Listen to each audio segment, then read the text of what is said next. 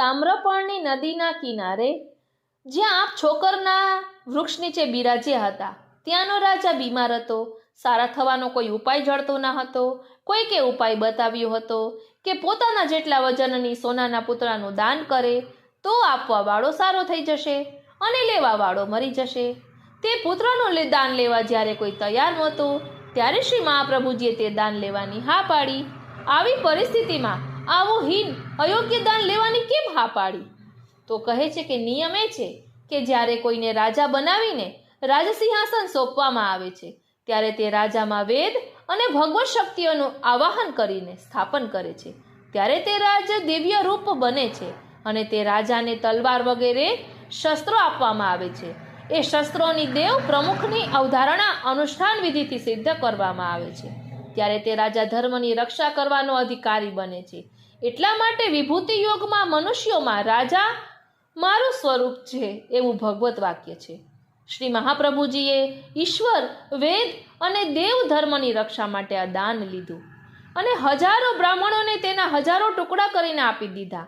દાનનું ધન બ્રાહ્મણને ત્યાં યજ્ઞાદિક, ગાય સેવા અને ભગવત સેવામાં ઉપયોગ થાય તો દાન આપવાવાળાનું કલ્યાણ અવશ્ય થશે.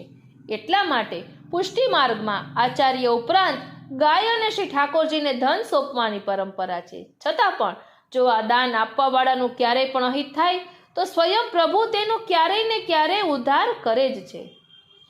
ભાગવતજીના દશમ સ્કંધના ઉત્તરાર્ધમાં રાજા નૃગના ગુણાનુવાદ હૃદયસ્થ કરીએ. સ્વર્ણના દાન માટે સ્યમંતક મણીના ઉત્કર્ષને વાંચવું. પ્રભુને માટે ધન, દાનના માટે બલિ વામન સંવાદ સમજવો. બોલો શ્રી વલ્લભાધીશ કી જય. એટલે અહીં સંગતિમાં જે ભાગવતજીના પ્રસંગો અહીં નૃગ રાજાનું ને ચરિત્ર વાંચવાનું કહ્યું છે તે મનન ચિંતન કરીએ તો વધુ સુંદર રીતે અહીં દર્શાવેલા ભાવને આપણે સમજી શકીએ. અને કાંઈ ખબર ના પડે તો એટલું યાદ રાખીએ, દ્રઢઈન ચરણન કેરો ભરોસો, દ્રઢઈન ચરણન કેરો. શ્રી વલ્લભ નખ ચંદ્ર છટા બિન સબ जुग मांझ अंधेरो. साधन और नहीं या कली में जासो हो तनिवेरो.